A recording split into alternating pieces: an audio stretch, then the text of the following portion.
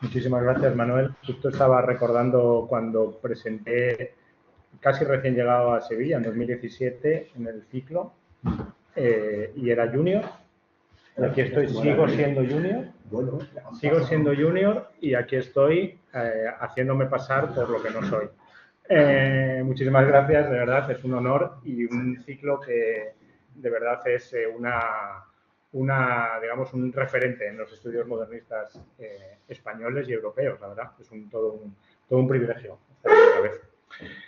Como decía Manuel, lo que voy a hablar hoy es de mi proyecto actual de investigación, que estoy aquí ya desarrollando en el CSIC, que llevo unos cuantos años de reflexión y de maduración de ideas como proyecto postdoctoral, digamos, de largo aliento, que espero que se traduzca en un libro en los próximos 2 años, aunque no lo quiero decir muy alto por si acaso. Aunque, bueno, también es otra estrategia que me vais preguntando de vez en cuando y así estoy obligado a avanzar.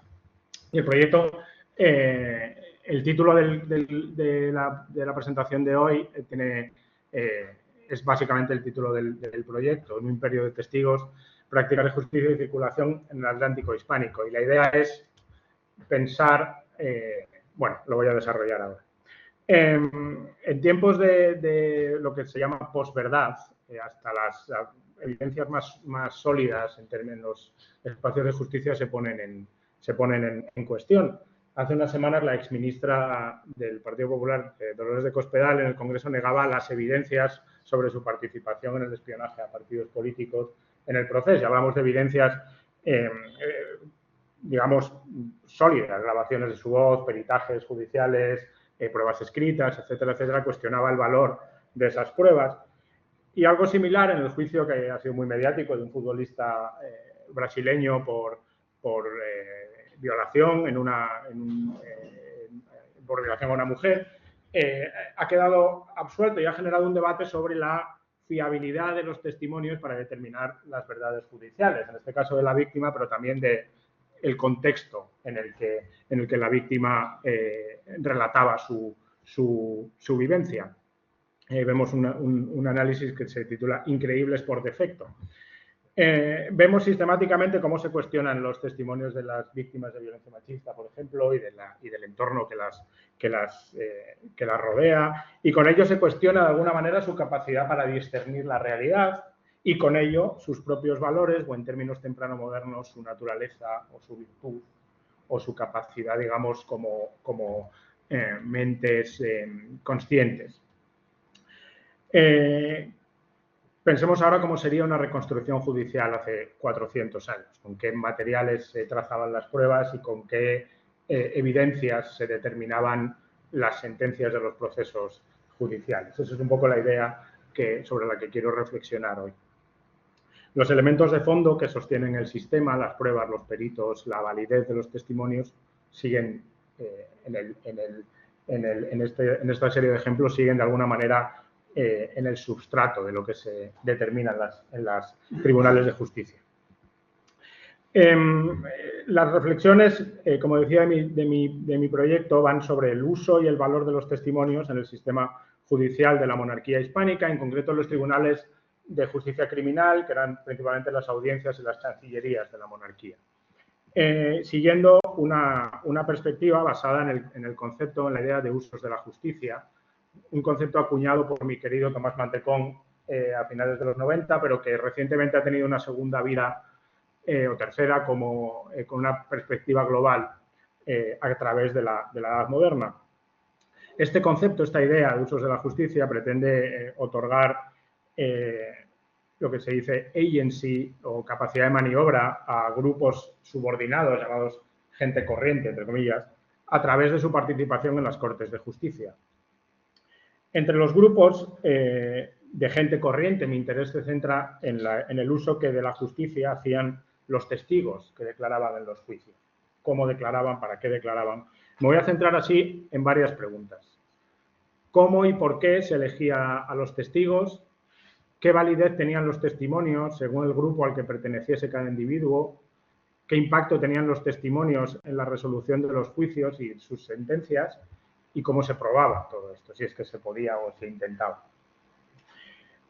Con esto querría cuestionar, por un lado, algunos planteamientos que conceden tradicionalmente poca autonomía o poca capacidad de maniobra a los testigos dentro de los juicios o dentro del sistema penal en general, constreñidos por el orden social colonial y por el poder de las instituciones. Por ejemplo, en la línea de los trabajos de Caroline Cuny, que es una historiadora muy solvente y con mucho impacto, en un artículo de 2020 ella habla de que en los juicios estaría concebido, y estoy citando, como un espacio fundamentalmente dialógico en el que se interpreta, se negocia, se impugna y se impone un orden social, poniendo el foco, en su caso, en la presión sobre los testigos indígenas por parte de las autoridades y de las instituciones. Bien, es cierto que su argumento no aborda los pleitos criminales, son pleitos sobre tenencia de tierras principalmente. Pero, digamos, subyace esta idea de un orden social solidificado y que se impone sobre los grupos no privilegiados de una manera total, digamos, sin mucho margen de maniobra. Frente a esto, planteo que precisamente los testigos sí que tenían algo de margen para declarar, independientemente de quién los convocase, ya fuera la acusación o la defensa, y que en un contexto en el que las sentencias rara vez se razonaban, los jueces no razonaban las sentencias en el antiguo régimen, generalmente, sus declaraciones pueden servir precisamente para conocer las motivaciones de la sentencia. Hay otro aspecto que considero relevante que conviene subrayar de antemano, y es recordar las diferentes consideraciones del valor de la prueba en el derecho penal premoderno. Según uno de los manuales de derecho penal de la época moderna, la práctica criminal, que es un título bien contundente, de Herrera y Villarroel, él dice: los indicios del hecho son las señales que descubren malicia. Estos indicios tendrían dos vías para ser confirmados, aunque, añadía Villarroel, queda permanente la duda de lo que parece delito. La manera de confirmar los indicios serían las declaraciones de los peritos y, por otro lado, la pública voz y fama de que el hecho se cometió. En ese juego, digamos, de sutilezas es en el que se mueven las pruebas de los indicios. Con estas ideas en mente, la resolución de un pleito criminal permite reflexionar de forma muy profunda sobre la realidad social de la edad moderna y cómo se construían las sociedades. Quizá os estéis preguntando qué tiene que ver esto con el imperio. Las instituciones de justicia criminal, chancillerías y audiencias se distribuían de manera homogénea por todo el imperio español, la monarquía hispánica, y compartían una estructura similar y un procedimiento común basado en el proceso inquisitivo. Según Solórzano y Pereira, tenéis ahí la portada de la política indiana, las audiencias eran los castillos roqueros de las Indias y tenían la misma autoridad y potestad que las de España. Por tanto, la estructura institucional de las Cortes de Justicia estaba basada en el modelo español, castellano, y las audiencias en Indias aspiraban a una organización similar e incluso a los mismos privilegios. Por ejemplo, la Audiencia de Panamá en 1580, el Cabildo de la ciudad de Panamá, pidió al rey que copiase el funcionamiento de las chancillerías de Valladolid y Granada, limitando a 2 los alguaciles de la Corte de Justicia y prohibiendo al portero de la audiencia que llevase la vara de justicia. Es decir, aspiraban a un funcionamiento tanto interno como de carácter protocolario, similar a los de Valladolid y Granada, que eran las referencias. El procedimiento legal de la justicia criminal estaba muy estandarizado, seguía un patrón que se puede encontrar fácilmente en algunos manuales de los que voy a presentar de la época, y la ejecución de un pleito implicaba, por tanto, la participación de una serie de actores: juez, abogados, procuradores, escribanos, intermediarios de todo tipo, y, por supuesto, los principales protagonistas, que serían el acusado, la acusación y, finalmente, los testigos. En su clásico estudio de la justicia penal en la ciudad de Quito de los años 90, Tamar Herzog hacía un repaso de estos principales actores implicados en los juicios. Se ceñía principalmente a los oficiales de la administración. Es un estudio esencial para este tipo de perspectiva, que aborda, ya anticipando lo que sería el desarrollo posterior de sus trabajos, la cuestión social subyacente a las instituciones y cómo se construyen al releerlo estos días me doy cuenta de todas las anticipaciones que hay sobre sus trabajos sobre la naturaleza y la vecindad. Ya están ahí algunas ideas subyacentes. Pero no dedica tiempo ni espacio a los testigos como tal, como actores implicados en los pleitos. En otro texto más reciente, en este volumen Latin American Law in Global Perspective, Tamara Herzog habla sobre la creación y circulación de una cultura jurídica común a la monarquía hispánica, en la que la multiplicidad de agentes no letrados, o sea, no necesariamente oficiales de la administración, compartían una manera común de enfrentarse al hecho judicial y compartían una cultura jurídica que creo que es una idea que abre muchas puertas al análisis. Los pleiteantes y los testigos eran ubicuos en el sistema jurídico y se podría decir social, político, económico del Imperio Español. Como bien sabéis, se reclamaban testigos para cobrar una herencia, probar méritos y servicios, juicios de residencia, para reclamar mercedes, para presentarse a un juez, para tener derecho a pasar a las Indias. Como le pasó, por ejemplo, a un Pedro Rodríguez, que era cochero de profesión, y en Madrid, en 1619, se vio envuelto en un caso de falso testimonio al solicitar a 3 testigos que declarasen que le conocían desde la infancia y acreditasen su buena fama para poder pasar a Indias. Y describiesen su rostro, por cierto, que tenía una herida, para poder pasar a Indias.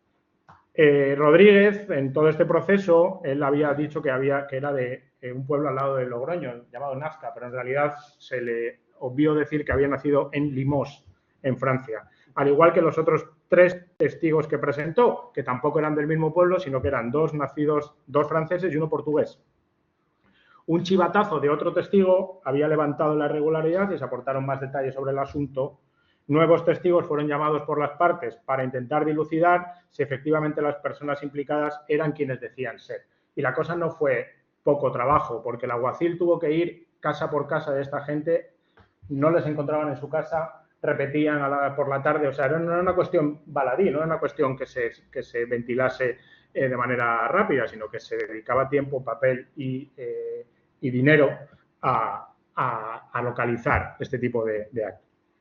Cualquier proceso que implicase la administración eran necesarios los testigos para cualquier proceso, pero eran particularmente importantes, obviamente, cuando se dirimían conflictos como asuntos criminales o que implicaban violencia explícita. Los testigos eran tan determinantes que a menudo se les intentaba inducir para que dijesen lo que no decían y el sistema, la administración, lo perseguía. Tomás Mantecón, que como veis está muy presente en esta investigación, reconstruyó las circunstancias del asesinato de Antonia Isabel Sánchez en un clásico de la microhistoria noventera. Lo reconstruyó a través de es microhistoria noventera. Estamos en pleno revival. A través de las declaraciones de los testigos. Mantecón hablaba de que en los juicios hay información semioculta que solo puede ser semidesenterrada a través de la narración de los testigos. Con esto se podría componer el contexto en el que un determinado crimen o disputa se había producido. La labor de los testigos en un juicio, según los manuales jurídicos al uso, no era el de revelar quién era o no culpable de un delito. Esa era una cosa esencial, algo de lo que este procurador de causas, Gabriel Monterroso y Alvarado, se quejaba en su manual Práctica Civil y Criminal e Instrucción de Escribanos, algo que dilucidar quién había cometido el delito quedaría reservado a los jueces. Los testigos debían, en cambio, aportar contexto a los acontecimientos e intentar aclarar la verdad de lo que se estaba investigando. Los escribanos deben saber bien examinar los testigos como conviene para que se sepa la verdad. Leonor, una esclava negra que fue testigo principal en el juicio por el asesinato de Catalina de la Torre en Nicaragua a finales del siglo XVI, resumía conocer cuál era su labor como testigo porque, cito, ella es cristiana y ha de morir y dar cuentas a Dios y que no debe decir sino la verdad de lo que sabe y vio. No obstante, a pesar de que no era su necesidad, su obligación dilucidar la culpabilidad o no, el concurso de los testigos era obviamente capital para el desarrollo de los pleitos. En contextos eminentemente multiculturales, como los del Imperio Español en América y en ciudades particularmente populosas como la Sevilla del siglo XVII, veremos un poco más adelante, los testigos de diferentes orígenes participaban en los pleitos y ofrecían una visión de la justicia particular. Martin Wiener, en su libro sobre la justicia penal del Imperio Británico del siglo XVIII, alerta de la importancia de los testigos no blancos como participantes en la arena de la justicia, donde también podrían expresar sus visiones de la realidad y seguir su propia estrategia. La selección de testigos también era clave, por ejemplo, en el sistema penal del Imperio Otomano, como ha analizado en este excelente libro Leslie Pierce. Los testigos, según Pierce, serían el eje moral de los procesos judiciales, por encima incluso del juez, y solo la integridad de los testimonios era la garantía de la legitimidad de la Corte de Justicia.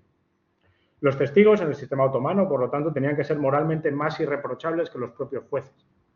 En el caso español, la irreprochabilidad de los testigos se justificaba en la práctica y estaba sujeta a debate en la propia Corte de Justicia, como veremos a través de los debates en torno a las tachas, a los defectos de los testigos y su deliberación en la propia Corte de Justicia.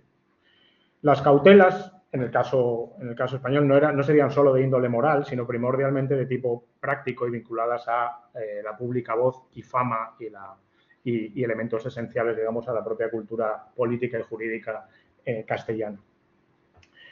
En algunos casos, como decía, más allá de contextualizar la verdad, incluso la participación de los testigos podría decidir efectivamente la resolución del juez e influir así directamente en el sistema de justicia y su resolución.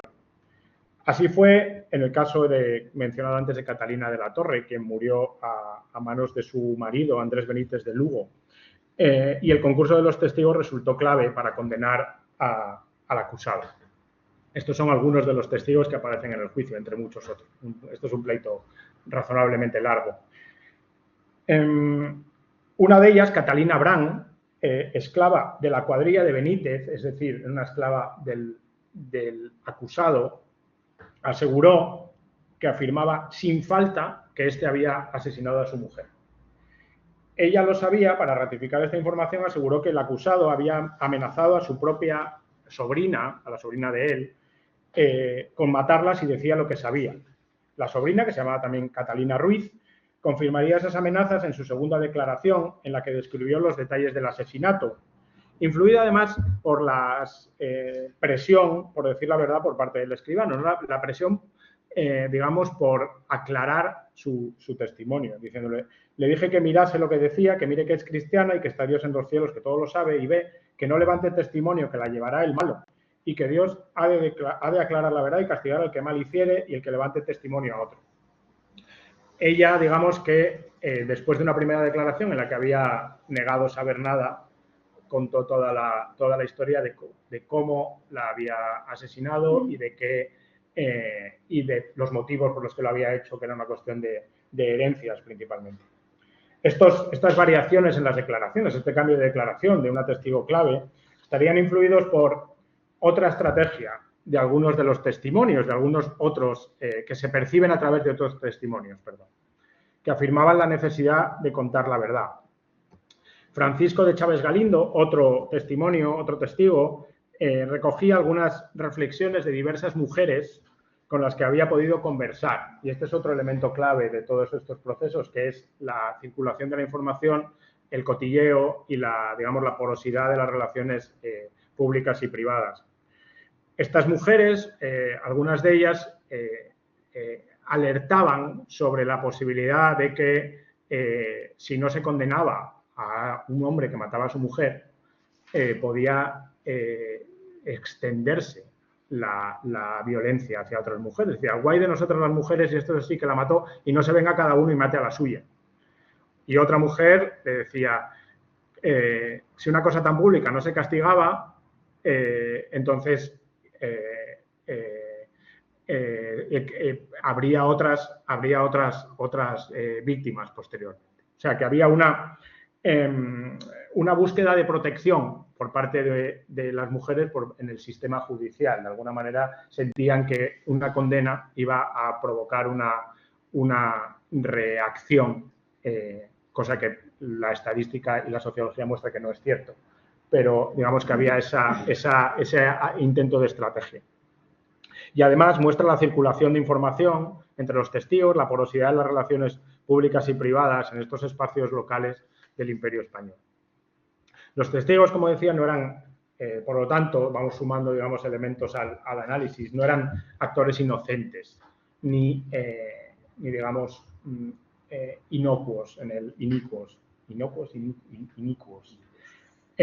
Y sus declaraciones no eran inicuas, más en contextos locales en los que el tejido social era muy tupido y las relaciones muy fluidas entre los miembros de las comunidades. Por esa misma razón adquiere un carácter esencial las deposiciones de testigos indígenas, mestizos, mulatos, esclavizados, puesto que su presencia en estas comunidades era prominente y mayoritaria. En las zonas de Centroamérica, Panamá, que es la zona que yo mejor conozco en la segunda mitad del siglo XVI, y en el entorno del Caribe en general, los esclavos o afrodescendientes eran el 60-70% de la población, eran muy mayoritarios. Es a través de la participación de estos grupos en los espacios de justicia como podemos tener acceso a información muy relevante sobre la realidad social del entorno y además desentrañar con qué particularidades funcionaba el sistema de justicia del Imperio Español en los contextos locales. Al participar como testigos, asumían un rol y activaban su capacidad para actuar dentro del sistema.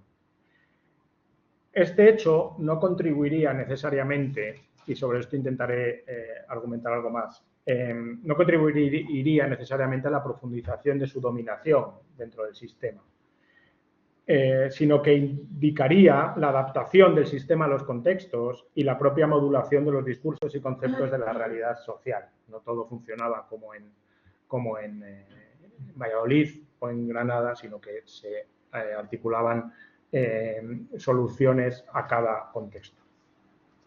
Los testigos, de acuerdo con Nancy Van Deusen en este otro libro de referencia, no solo valían por lo que pudieran aportar, sino por quiénes eran. Y este es un hecho clave a la hora de intentar solucionar una de las preguntas del principio, por quién y por qué y cómo se elegía a los testigos.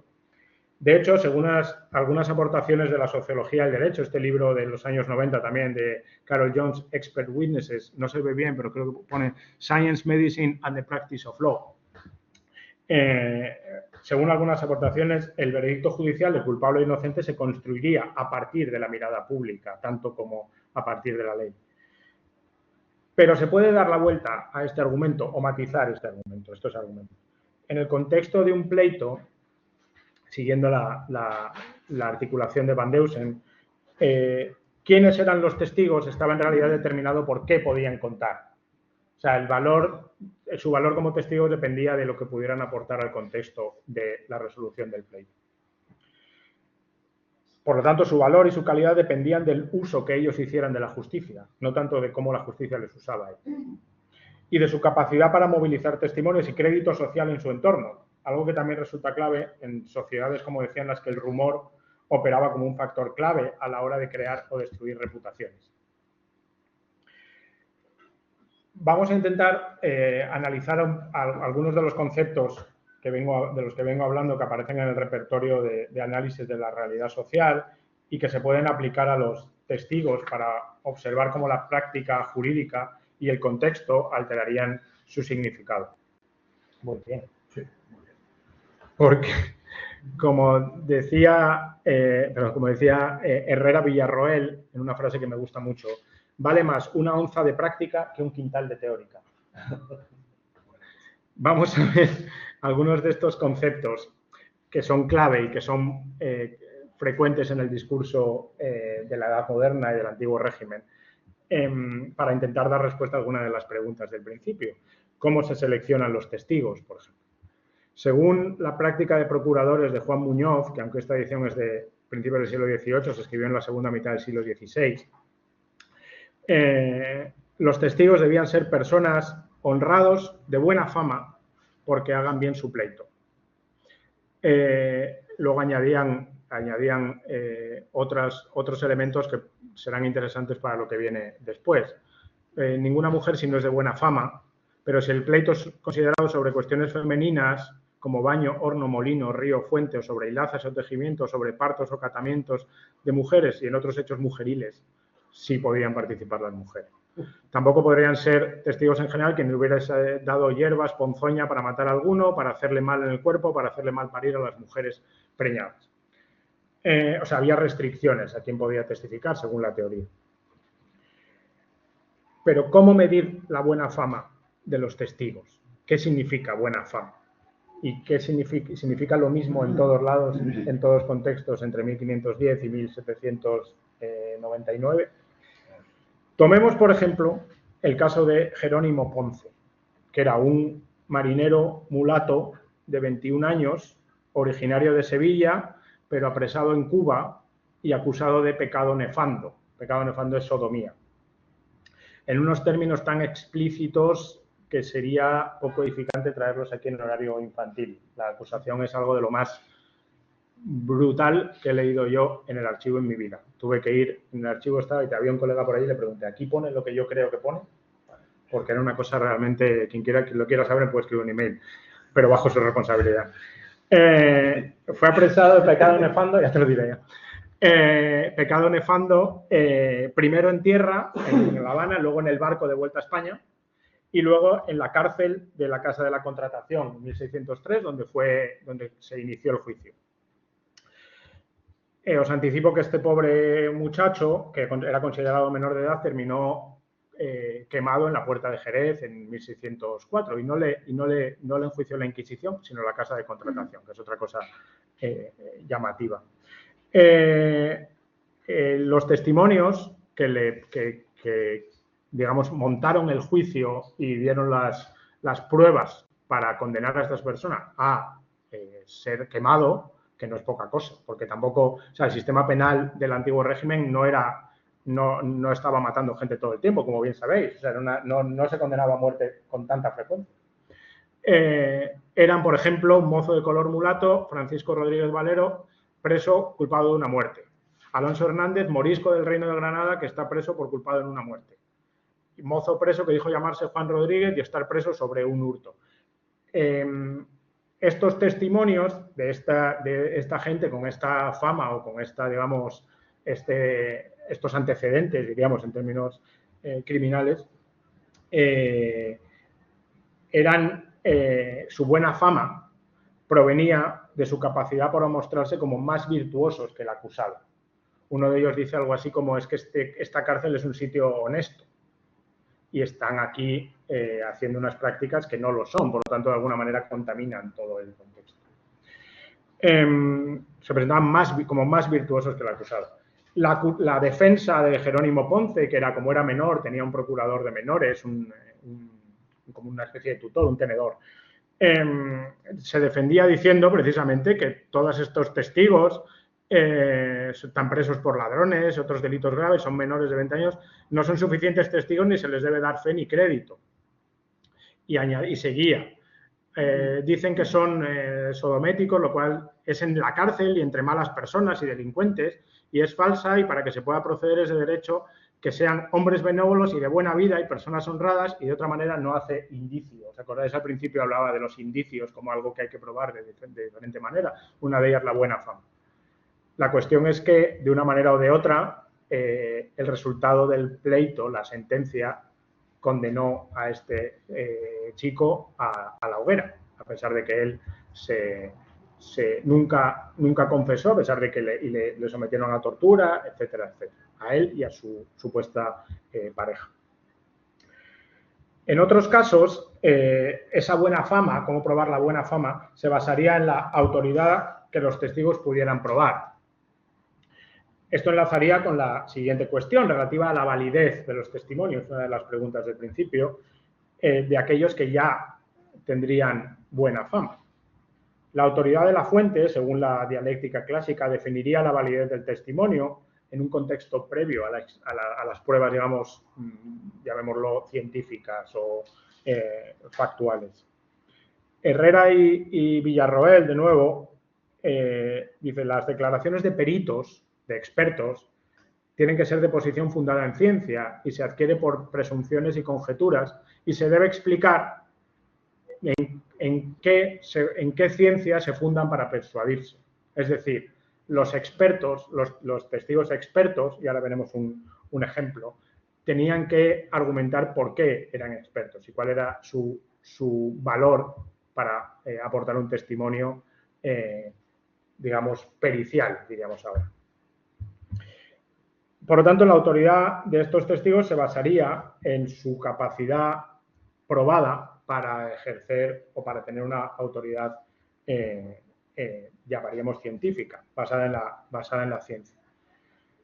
Tomemos por caso, como ejemplo, el caso del supuesto asesinato de una joven llamada Mencía Terán de los Ríos en la pequeña ciudad panameña de Natá, en 1617. Quienes hayan estado conmigo más de 5 minutos en los últimos 5 años saben que tengo absoluta devoción por esta historia. Para quien no lo ha hecho, se lo cuento rápidamente. En 1617, una joven llamada Mencía Terán de los Ríos, de 22 años, muere tras una breve pero intensa enfermedad en su casa. Ella estaba casada con un señor que se llamaba Juan de Montes de Oca, que tenía 60 y tantos años y era dueño de una cuadrilla de esclavos, y en ese momento estaba en España. Él estaba en España, ella estaba en América. 3 meses más tarde de la muerte, la madre de Mencía denuncia a su marido, ahora viudo, de la muerte de Mencía y le acusa de haberla envenenado con la ayuda de su amante, que era una mujer mulata, a su vez acusada previamente de hechicería. La acusación dice que la había envenenado poniéndole veneno en la comida durante suficiente tiempo para que dentro de su cuerpo se hubiera generado una bolsa de mosquitos que habían eclosionado y que le habían provocado la muerte. Él llevaba unos 8 meses en España cuando la mujer muere. Para probar todo esto, para probar esta teoría, a quien se convocó como expertos, como testigos expertos, fue a un grupo de mujeres indígenas vecinas de la zona que tenían el nombre genérico de tequinas. Las tequinas podrían ser, o bien, todas estas citas están extraídas directamente del pleito, que están en Indias. Podrían ser o bien indias que sabían curar y poner emplastos y vilmas, o brujas hechiceras que declaran saber y entienden de hechizos por la mucha noticia que de ellos dicen tener. Normalmente las tequinas aparecen en los pleitos como acusadas. Normalmente no, porque como veis, es una profesión muy liminal entre posible brujería o curandería. Pero en este caso aparecen como testigos esenciales, peritos en el caso.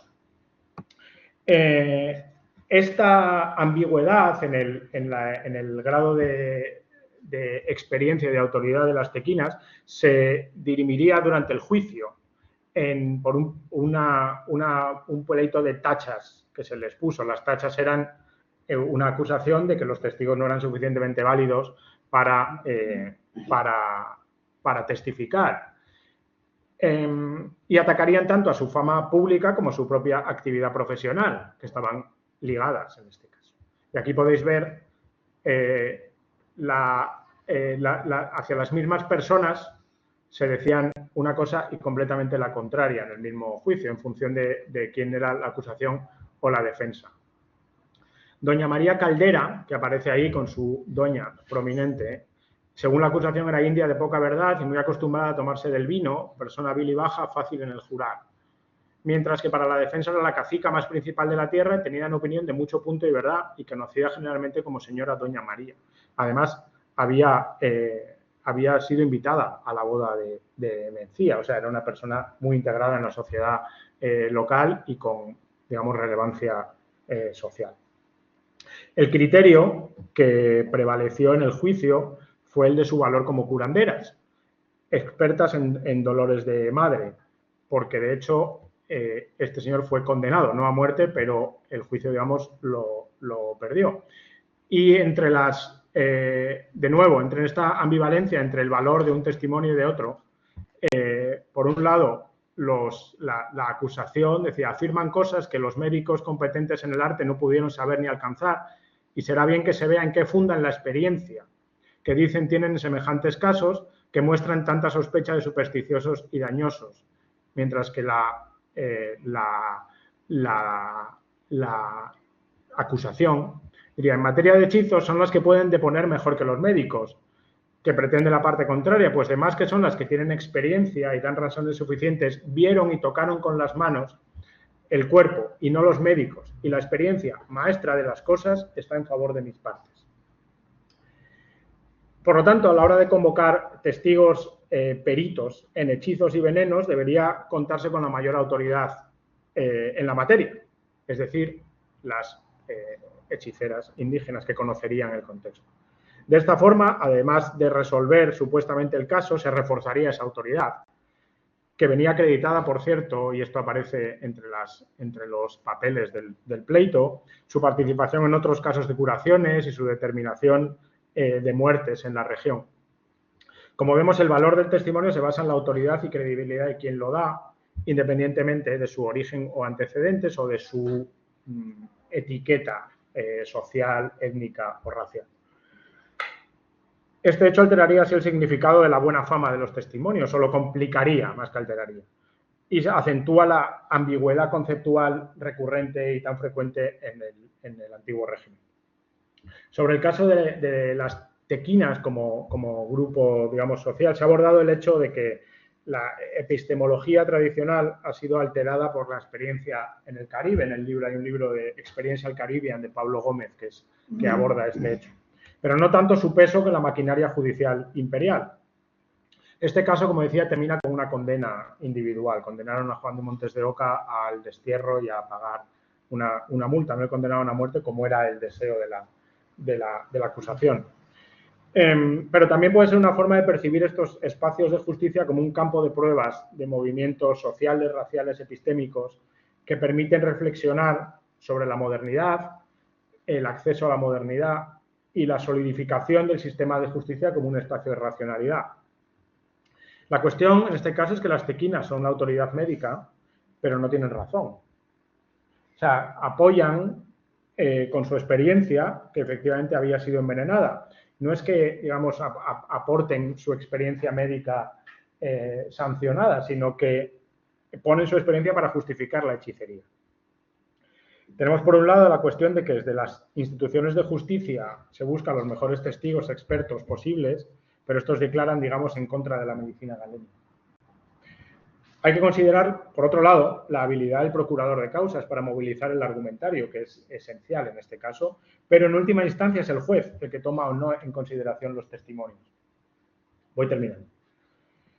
Explorar los testimonios en los procesos judiciales ofrece una visión desde abajo del ejercicio de la justicia, de las instituciones imperiales, como espacios más bien porosos en los que no se puede definir una normatividad estricta y que articulaban conflictos cotidianos, en parte a través de lo que, de nuevo traigo a Tomás Mantecón, describía como infrajudicialidad, el conjunto de información subyacente en la documentación judicial, pero que rebosa la frontera del pleito y por ello permite reconstruir una sociedad completa o una sociedad, digamos, de manera más intensa. Esta visión infrajudicial explicaría por qué los individuos testificaban en los juicios como quien no tuviera nada que perder y con ello recomponen o redibujan un entorno social. En el caso de las tequinas es evidente que se están poniendo en la línea de la ilegalidad al expresarse de una manera tan contundente en un espacio de justicia, están de alguna manera empoderándose en un contexto institucional, empoderando su experiencia y ganando un espacio social. Y eso no deja de conllevar riesgos, pero permite ver cómo efectivamente estos testimonios, analizar los testimonios permite rescatar estas estrategias. No conviene, como decía, asumir que la participación de grupos dominados en los pleitos implicaba su adhesión al sistema que los oprimía. Igual que negarse no implicaría resistencia per se, sino que siguiendo el argumento de Lauren Benton, los habitantes en los territorios que pertenecían al Imperio Español, más allá de su pertenencia a un grupo determinado y tras el shock de las primeras décadas, tras el encuentro, pasados digamos, una vez que se solidifican, entre comillas, las instituciones de gobierno y las instituciones de justicia, buscaban un acomodo cotidiano dentro de las estructuras en que se movían. A veces da la impresión de que lo que sucedía en 1520 define lo que pasa en 1710 y eso no es necesariamente así, no siempre. En instituciones interactivas, como eran las de la monarquía hispánica, quizás aún más en el caso de los tribunales de justicia, la categorización y recategorización de los individuos era una realidad que dibujaba tanto la sociedad del entorno como que participaba en la generación de un microcosmos imperial dentro de las Cortes de Justicia. Muchas gracias.